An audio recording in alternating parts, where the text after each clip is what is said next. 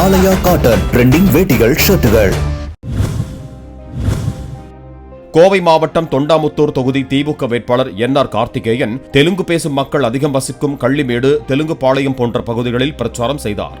கடந்த தேர்தலில் கோவையில் உள்ள 10 தொகுதிகளும் எதிர்க்கட்சி வசம் சென்ற நிலையில் இம்முறை அவற்றை திமுக வசமாக்க உதயசூரியனுக்கு வாக்களிக்குமாறு அவர் கேட்டுக் கொண்டார். வரும் தேர்தலிலும் நம்முடைய தலைவர் அவர்கள் ஆட்சி அமைப்பது உறுதி. அதில் எந்த மாற்றம் இல்லை. தலைவர் தான் தளபதி, அவர்கள் தான் முதல்வர். ஆனாலும் இந்த தொண்டாமுத்தூர் சட்டப்பேரவையிலே ஒரு ஆளுங்கட்சியை சேர்ந்த சட்டமன்ற உறுப்பினர் வந்தால் மாத்திரமே இந்த பகுதியில் இருக்கிற குறைகளை எல்லாம் எடுத்து கூறி தெல்ல தெளிவாக செயல்படுவதற்கு நம்முடைய ராஜ்குமார் போன்ற மாமன்ற உறுப்பினர்கள் இந்த தொண்டாமுத்தூர் தொகுதியிலே கோவை மாநகராட்சியிலே 15 வார்டு கவுன்சிலர்கள் பணியாற்றிக் கொண்டிருக்கிறார்கள். ஒன்றிய பகுதியிலே எடுத்துக்கொண்டால் 7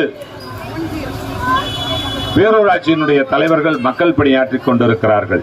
எங்களை போன்ற சிற்றூராட்சி பகுதிகளிலே தேர்தல் நடத்தினால் அங்கேயும் 7 சிற்றூராட்சி தலைவர்கள் மக்களுடைய அடிப்படை வசதிகளை நிறைவேற்றுவதற்கு பணியாற்றுவார்கள். ஆனால் இருந்தாலும் இவர்களெல்லாம் இப்பொழுது மாலுமி இல்லாத கப்பலாகத்தான் பயணம் செய்து கொண்டிருக்கிறார்கள்.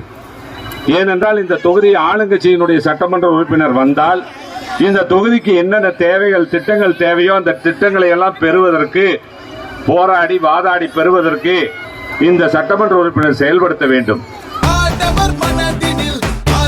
ஆலயா காட்டன் ட்ரெண்டிங் வேட்டிகள் ஷர்ட்டுகள்.